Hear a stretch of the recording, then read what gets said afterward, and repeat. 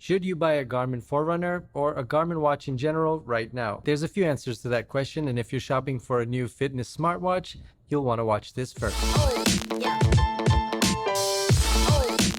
Hi everybody, foXnoMad here, and today I want to help you travel smarter by answering a somewhat niche question, which is whether or not you should buy a Garmin Forerunner right now. So as of early November 2024.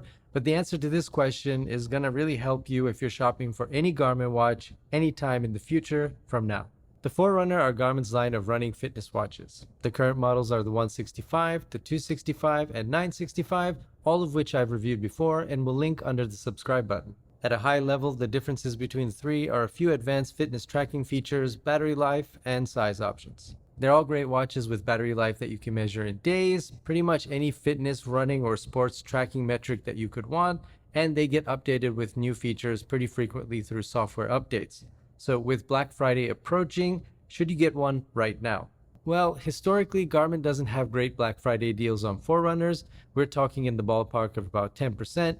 Now, that's not an insignificant discount, especially on the more expensive 965, about $50 off the $600 price tag, typically based on past years, but throughout the year, Garmin tends to run better sales on Forerunners with more savings, about double the typical Black Friday sale. And historically, those better deals that Garmin runs on the Forerunner line tend to happen around February, June, and September.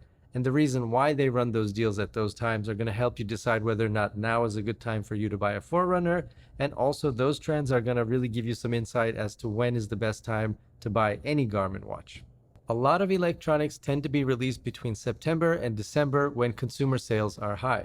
The iPhone, Bose headphones, and yes, even Garmin, like the Fenix 8, was just dropped a few weeks back. Because the end of the year is when a lot of people are shopping and when consumer sales are higher than average, but it's not a time of the year when a lot of people are running. The Forerunners tend to have a release cycle around March. That's because it's right around the beginning of marathon season and spring in the Northern Hemisphere, when warmer weather brings people outside and they're more active. The Tokyo Marathon kicks off in March, followed by Boston and London in April, and then picks up again in August with Sydney and Berlin not long after. There are, of course, marathons happening all the time around the world, but the majors are when there's a peak of interest in running. A good time, if you're Garmin, to release a running-focused smartwatch. The Forerunner series tends to have a 2-year release cycle, although there are some exceptions for COVID and when they switched the 955 to the 965 for AMOLED, but basically it's a 2-year cycle that happens to land around March. And the last refresh of the 965 and the 265 were in March 2023. So you see where I'm going with this? There's a very good chance, although there haven't been any rumors or leaks as of the filming of this video, that we're getting the next generation of Forerunner 265 and 965 in about 5 to 7 months from now. The 165 is a newer release and likely won't see an upgrade around next March, but I think that watch will probably get updated on alternating years of the 265 and 965 lines, so that means the 165 will probably get an update sometime in 2025. So with all of this said, which watch should you buy when? Well, let's start with the 165. If you've been eyeing the 165, you should wait for Black Friday weekend and see if it goes on sale, but other than that, just go ahead and buy it if it's the watch you want.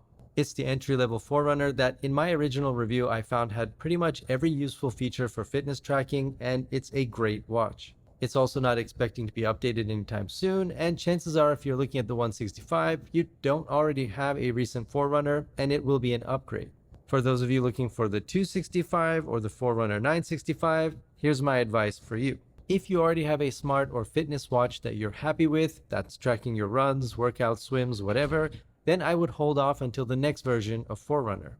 It's likely to be released in March 2025, and it's almost certain that there will be some key upgrades.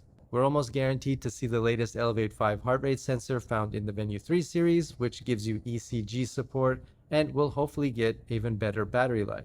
The glass screen might be enhanced to sapphire for more scratch resistance, and almost certainly we'll get a few new metrics and menu views.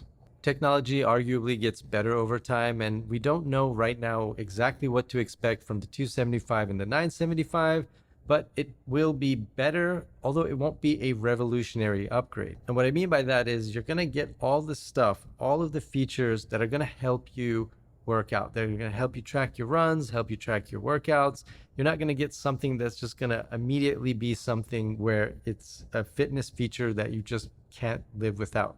You can already track your runs, speed, tempo, heart rate, basically the most important information for each type of workout in all of these watches. They may add more data screens or sports, but we're talking incremental upgrades.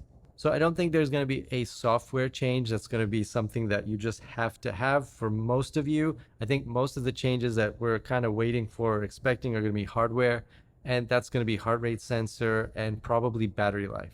But the current line of Forerunners already has great battery life and heart rate tracking. So again, the changes are going to be probably pretty incremental from what we have now. All of this is to say, if you were to buy a Forerunner 265 or 965 right now, and then a new 975 or 275 comes out in March, you're probably not going to be missing out on a whole lot.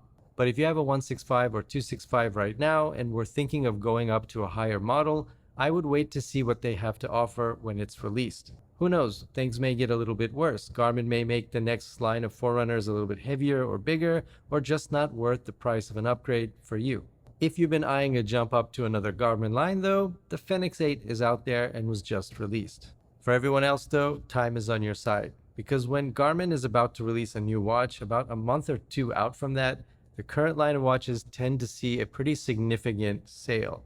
So I would expect the Forerunner line to go on sale or at least be reduced in price sometime before March, more significant than a typical Black Friday sale for Garmin.